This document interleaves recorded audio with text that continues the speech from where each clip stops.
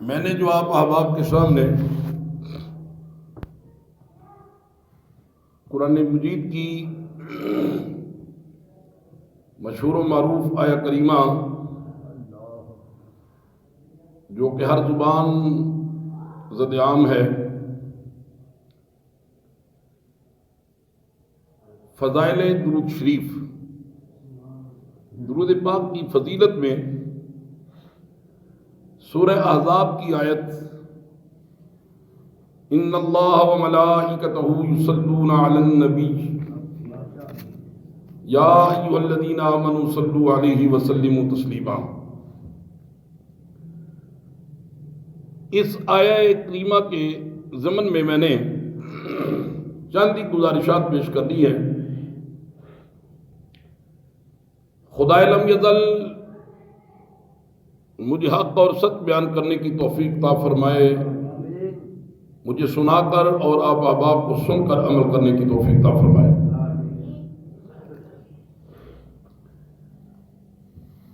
نبی پاک صاحب الولاق صلی اللہ علیہ وآلہ وسلم کی بارگاہ میں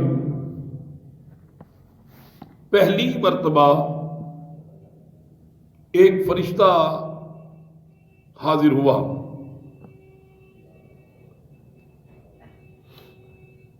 نبی کونین صلی اللہ علیہ وآلہ وسلم نے فرمایا کہ کیسے آنا ہوا تمہارا؟ جناب صاحبزادہ پیر میاں محمد ابو بکر صاحب درود پاک کی فضیلت میں یہ عرض کرنے لگا ہوں، ذرا توجہ سے غور سے سماعت کریں۔ نبی پاک صاحب الولاق صلی اللہ علیہ وآلہ وسلم کی بارگاہ میں ایک فرشتہ حاضر ہوا جو کہ پہلی مرتبہ زمین پہ آیا۔ رسول اللہ صلی اللہ علیہ وآلہ وسلم کی بارگاہ میں عرض کرنے لگا، یا رسول اللہ میں پہلی مرتبہ آپ کی بارگاہ میں حاضر ہوا ہوں اپنے رب سے اجازت لے کر۔ جب سے میرے رب نے مجھے بنایا ہے، مجھے تخلیق کیا ہے، میرے آقا میں اس دن سے آپ کی زیارت کی تڑپ میں تڑپ رہا ہوں۔ بالآخر میں نے عرض کی ہے، یا رسول اللہ، اللہ کریم کی بارگاہ میں اے میرے پروردگار مجھے بھی اجازت دے تیرے محبوب کی میں جا کر زیارت کروں۔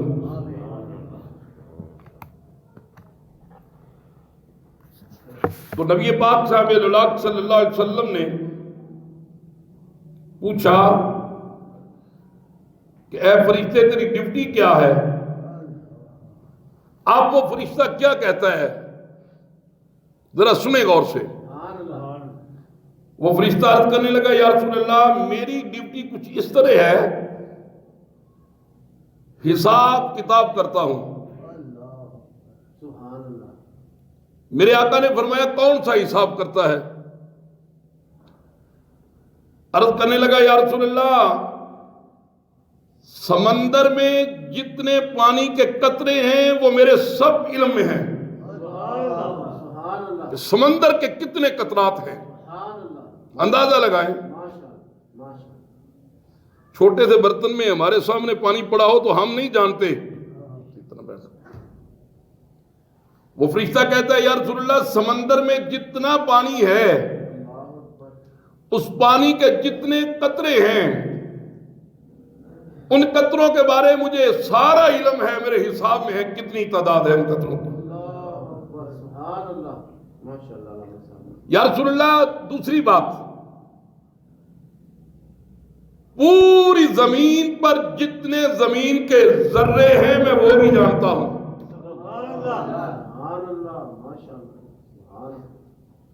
تیسری بات، یا رسول اللہ صلی اللہ علیہ وسلم زمین پر جتنے درخت ہیں ان درختوں کی تعداد بھی میں جانتا ہوں۔ اب جواب تو وہی دے گا جو درود شریف پڑھتا ہوگا۔ یا رسول اللہ زمین پر جتنے درخت ہیں ان درختوں کی تعداد میرے علم میں ہے کہ کتنے درخت ہیں پوری زمین پہ. درختوں کی ٹہنیاں کتنی ہیں وہ بھی میرے علم میں ہے. ان ٹہنیوں کے ساتھ جو پتے لگے ہیں وہ بھی میرے علم میں ہے. ان کا حساب بھی میرے پاس ہے کتنی تعداد ہے. یا رسول اللہ ان ٹہنیوں کے ساتھ جو پتے لگے ہیں ان پتوں میں جو لکیریں ہیں وہ بھی میرے علم میں ہے. میرے علم میں حساب ہے کہ کتنی تعداد ہے. جب اس نے یہ بات بتائی تو رسول اللہ صلی اللہ علیہ وسلم نے ارشاد فرمایا اے فرشتے کوئی ایسا عمل بھی ہے جو تیرے حساب سے باہر ہو. کوئی ایسا عمل ہے جو تیرے حساب سے باہر ہو. اب وہ فرشتہ کیا کہتا ہے یا رسول اللہ ایک عمل ایسا ہے یعنی زمین کے ذروں کا میرے پاس حساب ہے, سمندر کے قطرات کا میرے پاس حساب ہے, زمین پر جتنے درخت ہیں ان کا حساب میرے پاس ہے, ان درختوں کے ساتھ جتنی تعداد میں ٹہنیاں ہیں وہ بھی میرے علم میں ہے, ان ٹہنیوں کے ساتھ جو پتے لگے ہیں وہ بھی میرے علم میں ہیں, ان پتوں میں جو لکیریں ہیں وہ بھی میرے علم میں ہیں. میرے کریم نے فرمایا کوئی ایسا عمل بتا جس کا حساب تیرے پاس نہ ہو. وہ فرشتہ کرتا ہے یا رسول اللہ آپ کا امتی جب آپ پر درود پڑتا ہے اس کا ثواب میرے علم میں بھی نہیں ہے, اس کا اجر میں نہیں جانتا. امام طبرانی علیہ رحمہ نے کتاب المعجم الاوسط میں اس کی جلد نمبر 7 ہے صفحہ نمبر 188 حضور نبی پاک صاحب صلی اللہ علیہ وسلم نے فرمایا جس شخص نے مجھ پر ایک مرتبہ درود پاک پڑھا اللہ تعالیٰ اس پر 10 مرتبہ رحمت بھیجتا ہے. جس شخص نے مجھ پر 10 مرتبہ درود پاک پڑھا اللہ تعالیٰ اس پر 100 مرتبہ رحمت بھیجتا ہے. اور جس شخص نے 1000 مرتبہ مجھ پر درود پاک پڑھا قیامت کے دن اللہ تعالیٰ اس کی دونوں آنکھوں کے درمیان میرا رب خود بوسہ لے گا اور اعلان کرے گا محبوب تیرا یہ دیوانہ تیرا یہ امتی جہنم کی آگ سے آزاد کر دیا گیا ہے. حضرات میرا رب فرماتا ہے ایمان والوں کو نماز پڑھو خود نہیں پڑھتا, روزہ رکھو خود نہیں رکھتا, زکوٰۃ دو خود نہیں زکوٰۃ ادا کرتا, فرماتا ہے حج کرو خود نہیں کرتا.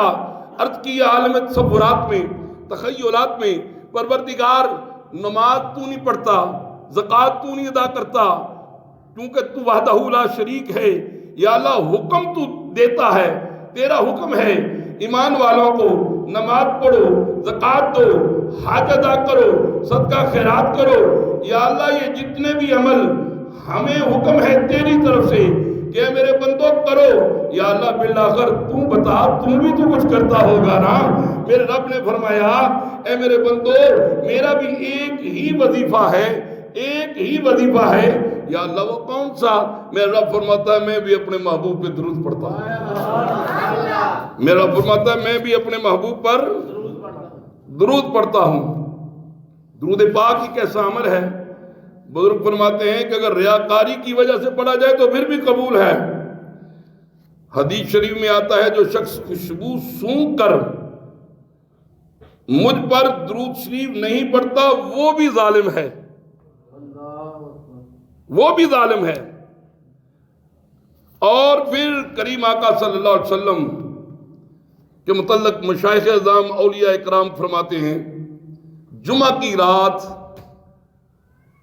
جو بندہ 3000 مرتبہ درود پاک پڑھتا ہے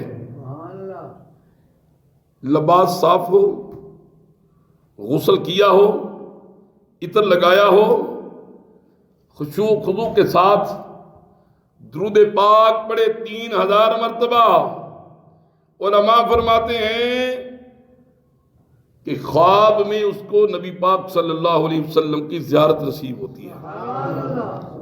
یہ حوالہ ہے تفسیر روح البیان کا۔ ہاں تو رسول کونین صلی اللہ علیہ وسلم نے، جی مجھے پتہ ہے جی، رسول کونین صلی اللہ علیہ وآلہ وسلم نے ارشاد فرمایا جو بندہ تنگ دست ہو جمعہ کے دن 80 مرتبہ میری ذات پہ درود پاک پڑھے اس کے 80 سال کے گناہ معاف ہو جائیں گے۔ اور حضور نبی پاک صاحب اللہ علیہ وسلم کی بارگاہ میں درود پاک پڑھنے کی فضیلت یہ ہے، خواجہ حسن بصری رحمۃ اللہ علیہ ارشاد فرماتے ہیں کہ جمعرات کو عصر کے وقت آسمان سے میں رب فرشتے بھیجتا ہے، ان کے پاس چاندی کے قلم اور سونے کی دوات زمین پر چکر لگاتے ہیں، جو کوئی بھی حضور کی ذات پہ درود پڑھ رہا ہو اس کا نام لکھ کر اس کے نام اعمال میں لکھ کر اللہ کی بارگاہ میں پیش کرتے ہیں۔ یہ حضرت علامہ اقبال رحمۃ اللہ علیہ حکیم الامت کیسے بنے؟ ان سے کسی نے پوچھا کہ آپ حکیم الامت کیسے بنے؟ کہتے ہیں میں نے 1 کروڑ مرتبہ درود پاک پڑھا ہے، 1 کروڑ مرتبہ درود پاک پڑھا ہے۔ وہ کہتے ہیں جی کہ میرا وظیفہ تھا درود پاک ہی، ہر روز 10,000 مرتبہ درود پاک پڑھتے تھے۔ سلطان محمود غزنوی وقت کا حاکم تھا، بادشاہ تھا، اللہ کا ولی بھی تھا۔ ایک شخص حضور کی ذات پہ درود پاک پڑھتا تھا، رات کو سویا، میرے کریم نے کرم فرمایا، حضور کی زیارت نصیب ہوئی تو نبی پاک صلی اللہ علیہ وسلم نے فرمایا کہ میرے غلام ذرا اٹھ، کھڑا ہو گیا۔ رسول کونین صلی اللہ علیہ وسلم نے اس کے یہ لب، جو لب تھے نا، شفتین جن کو کہتے ہیں عربی میں، ان پر بوسہ دیا، عرض کی یا رسول اللہ میں تو گناہگار ہوں۔ فرمایا تیرے لب مجھے بہت اچھے لگتے ہیں کیونکہ تو ہر روز میری ذات پہ درود پاک پڑھتا ہے، درود پاک پڑھتا ہے۔ حضور نے کرم فرمایا، میرے آقا نے فرمایا کہ میرے غلام مانگ، کیا مانگنا چاہتا ہے؟ کوئی پریشانی ہے تو بتا۔ یا رسول اللہ میرے اوپر قرضہ بہت زیادہ ہے، یا رسول اللہ قرضہ بہت زیادہ ہے، میں پریشان ہوں، مقروض ہوں، لوگ لینے والے میرے دروازے پہ آ کر کھڑے ہو جاتے ہیں، میں ڈر کے مارے گھر سے باہر نہیں نکلتا، یا رسول اللہ کرم فرمائیں۔ اب سنیں، میرے آقا نے فرمایا اے میرے غلام تو صبح اٹھ کے محمود غزنوی کے پاس چلا جا، اسے کہنا وہ تیرا سارا قرضہ ادا کر دے گا۔ وہ عرض کرنے لگا یا رسول اللہ کیسے؟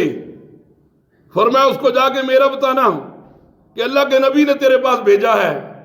وہ غلام خام میں عرض کرتا ہے یا رسول اللہ وہ بادشاہ ہے، اگر اس نے مجھ سے پوچھ لیا وہ کہے گا تو جھوٹا ہے، کیا دلیل ہے تیرے پاس؟ تو یا رسول اللہ میں کیا بتاؤں؟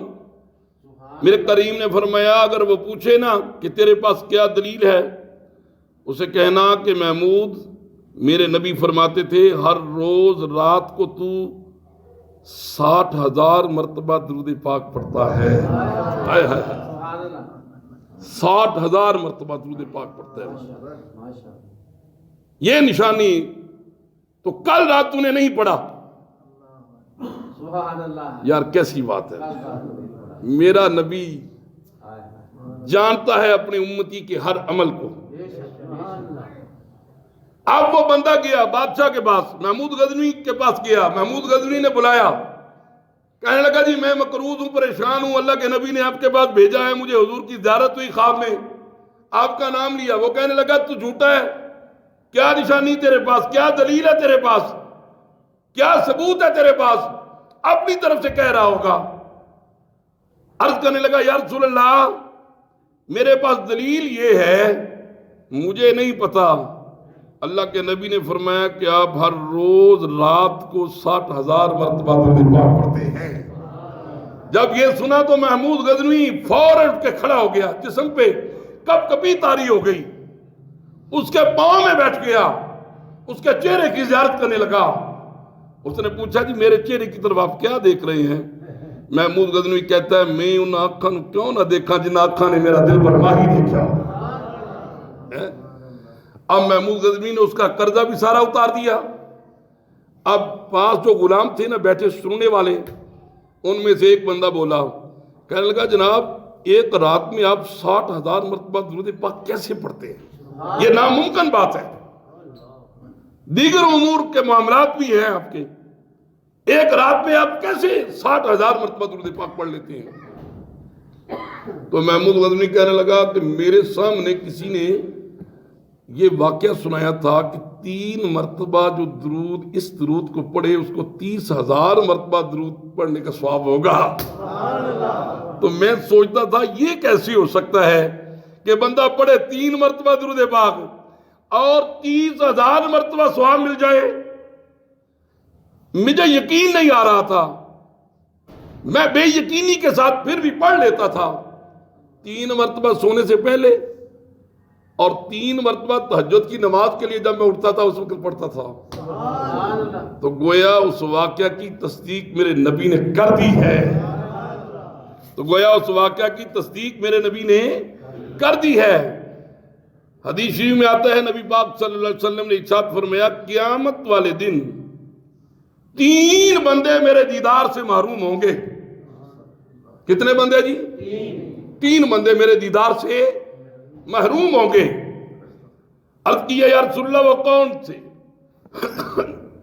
نبی پاک صلی اللہ علیہ وسلم نے فرمایا کہ والدین کا نافرمان جو ہوگا وہ میرا دیدار نہیں کرے گا. نمبر 2 میری سنت کا جو تارک ہوگا وہ بھی میرا دیدار نہیں کرے گا. نمبر 3 میرا نام سن کر جو درود پاک نہیں پڑھتا میری ذات پہ وہ بھی میرا دیدار نہیں کرے گا. اور پھر حضور نے فرمایا کہ 4 کام کرنے والا ظالم شخص ہے. عرض کیا یا رسول اللہ وہ کون سے 4 کام؟ تو کریم آقا صلی اللہ علیہ وسلم نے ارشاد فرمایا کھڑے ہو کر پیشاب کرنے والا ظالم ہے. نماز کی فراغت سے پہلے یہ جو سجدے میں جب ہم جاتے ہیں تو کچھ گرد و غبار لگ جاتا ہے نا ماتھے پہ. تو حضور نے فرمایا جو نماز میں جو نمازی مصروف ہو نماز کی فراغت سے پہلے یعنی دعا مانگنے سے پہلے وہ اپنے چہرے سے ماتھے سے یہ جو خاک ہے نا وہ صاف کر لے. دیکھیں کیسا چھوٹا سا عمل ہے. حضور غوث پاک رضی اللہ عنہ کی ایک بات مجھے یاد آ گئی. مسجد کی وہ صفائی کیا کرتے تھے. ہم تو ماشاءاللہ اپنا معیار دیکھتے ہیں کہ جی ہم کون صفائی ہم کیوں کریں، مسجد میں خادم رکھا ہوا ہے. بھئی اللہ کے گھر کی صفائی کرنی ہے نا.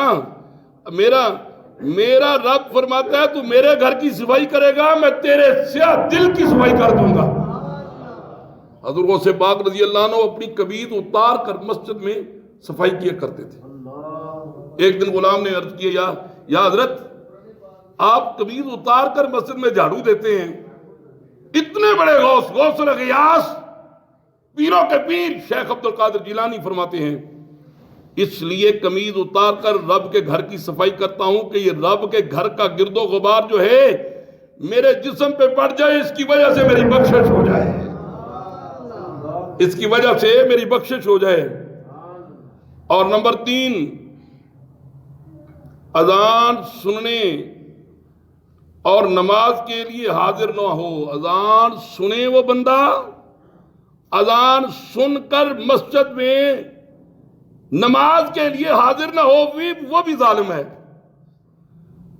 چوتھا نمبر 4 میرا نام سنے اور مجھ پر درود پاک نہ پڑھے وہ بھی بندہ ظالم ہے.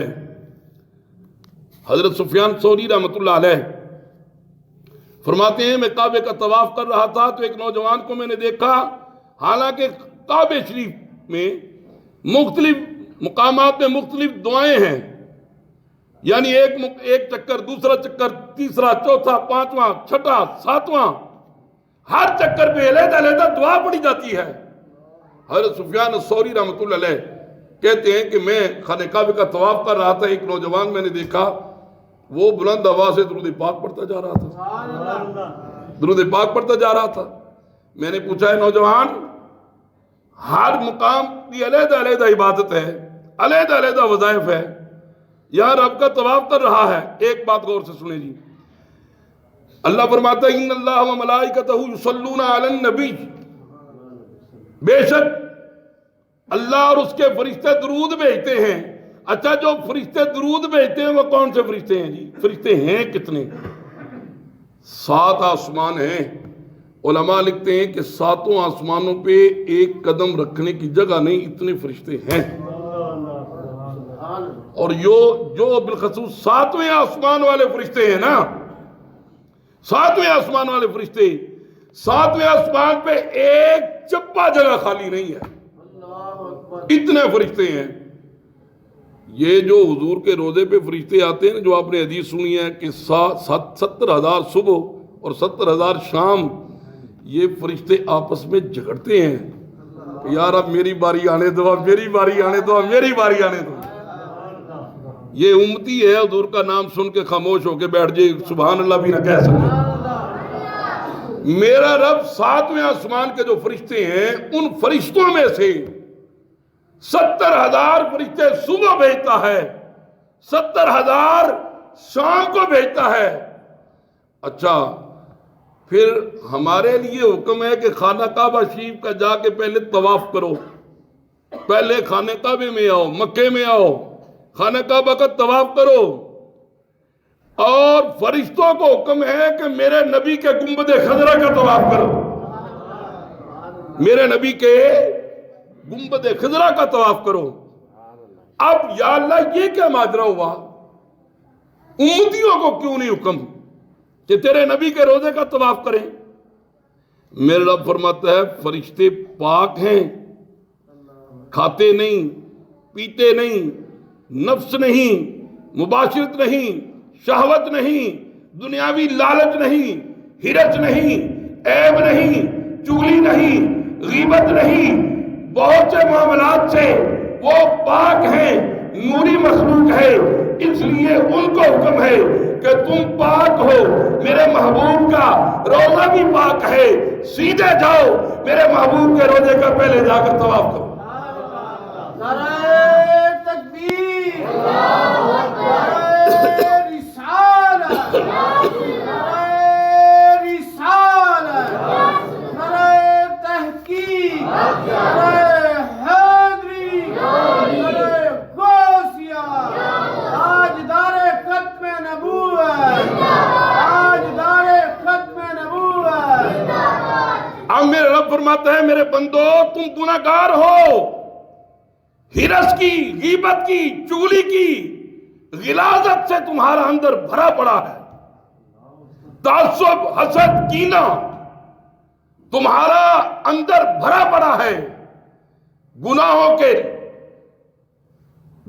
کی دلدل میں تم پھنسے ہوئے ہو۔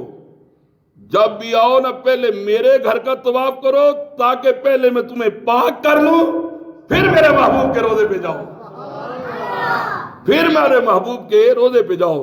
حضرت سفیان الثوری رحمۃ اللہ علیہ کہتے ہیں میں نے اس نوجوان سے پوچھا یہاں تو تلبیہ پڑھ، لبیک اللہم لبیک، اور دعائیں ہیں وہ پڑھ، تو درود پاک پڑھ رہا ہے، تیرے پاس کیا ثبوت ہے، کیا دلیل ہے تیرے پاس؟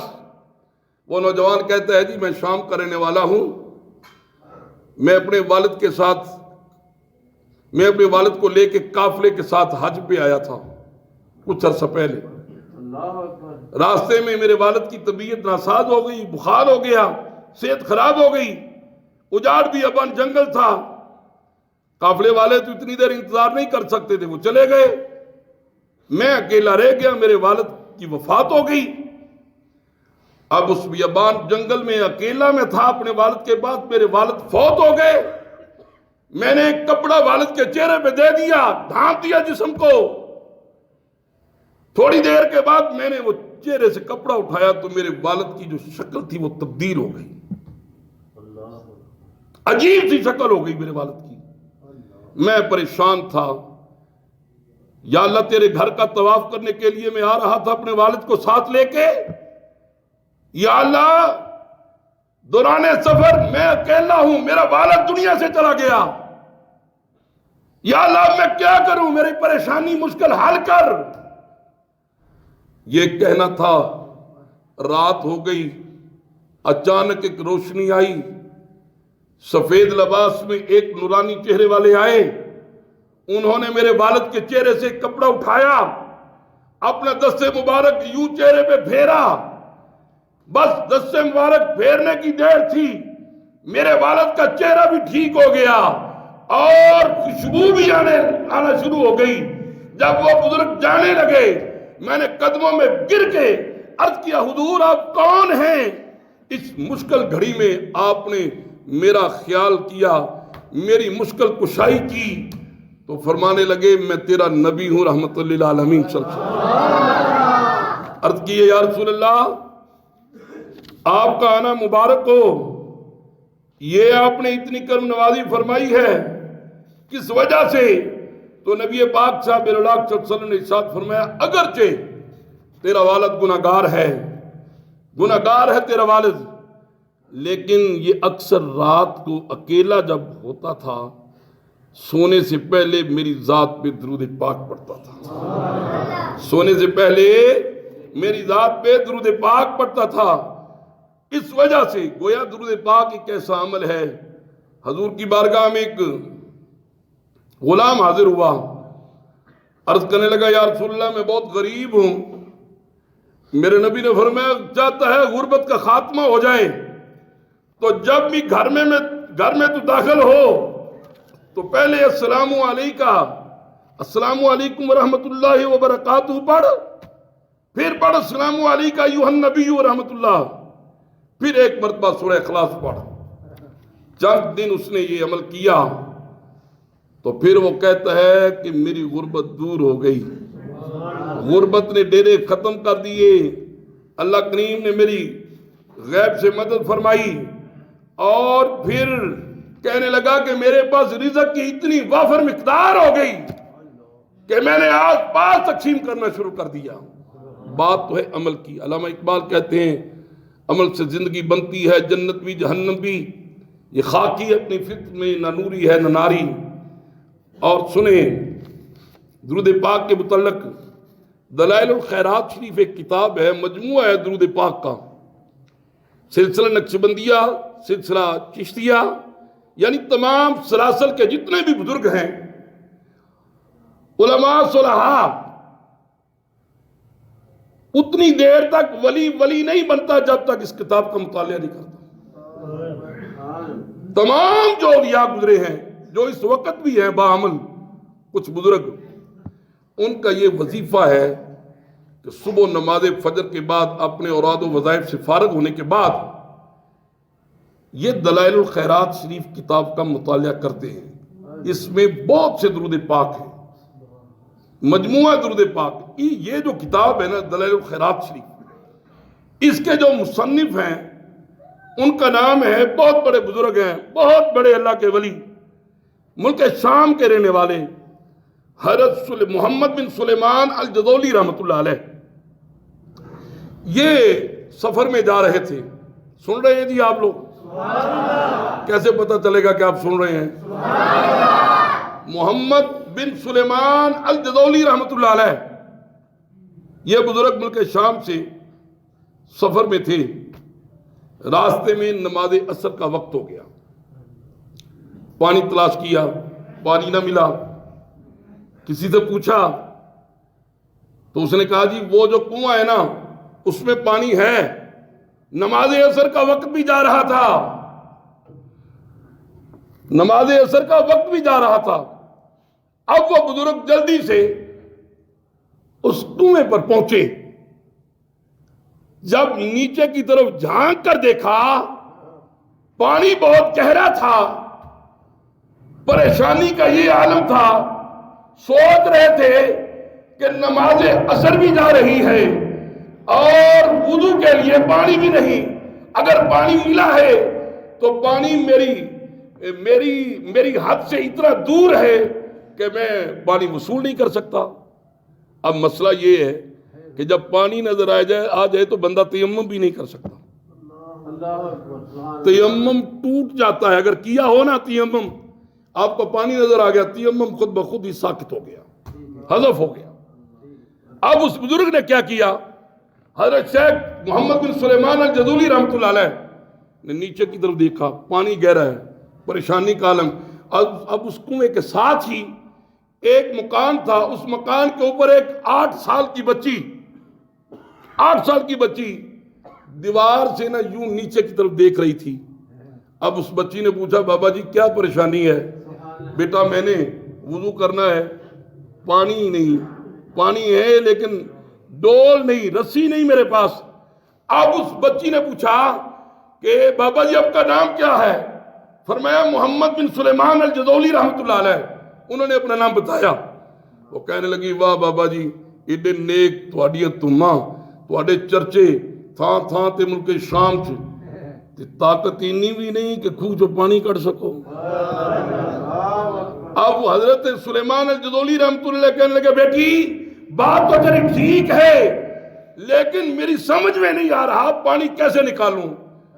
وہ بچی کہنے لگی، بابا جی بس اتنی بات ہے، پانی ابھی اوپر آ جاتا ہے۔ کتاب میں اس کتاب کے دیباچے میں لکھا ہے کہ اس بچی نے، 8 سال کی بچی نے اوپر سے اس کنویں میں اپنا لب پھینکا، تھوک پھینکی، پانی یوں اوپر آیا جمپ لے کر، فوراً پانی اوپر آ گیا۔